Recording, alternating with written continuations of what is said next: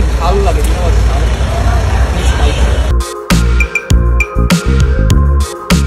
সম্প্রতি হানি আমির বাংলাদেশে ঘুরতে এসে মানুষের সংসারে আগুন ধরিয়ে দিয়েছে।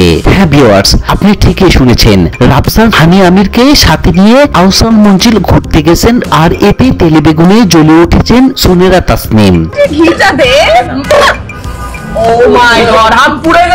অবশ্য জ্বলারে কথা, কারণ চোখের সামনে প্রিয় মানুষটি যদি এভাবে অন্য মেয়ের সাথে ঘুরে বেড়ায় তাহলে কি নিজেকে ঠিক রাখা যায়? শুধু তাই নয়, জানা গেছে রাফসান সুনেরাকে কোনোদিন একটি চকলেট পর্যন্ত খাওয়ায়নি, অথচ হানি আমিরকে ফুচকা চটপটি খাওয়ানোর জন্য আহসান মঞ্জিলে নিয়ে গেছেন রাফসান।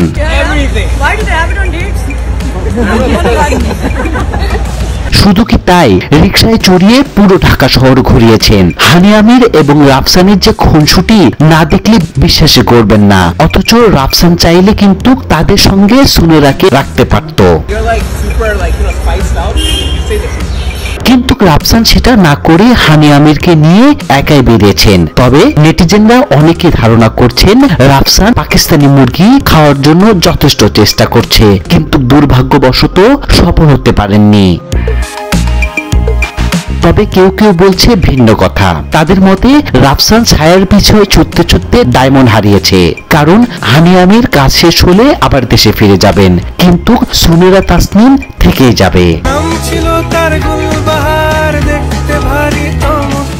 হানি আমিরের চেয়ে সুনেরা তাসনিম কোনো অংশে কম নয়। মাত্র 200 টাকা শাড়িতে নিজেকে এমন ভাবে প্রেজেন্ট করবে, হানি আমির শুধু তাকিয়েই থাকবে। অবশ্য চোখের সামনে পাকিস্তানি মুরগি দেখলে কারো মাথা ঠিক থাকে না, কিন্তু এত কিছুর পরেও সুনেরা কোনো রকম প্রতিক্রিয়া দেখাননি।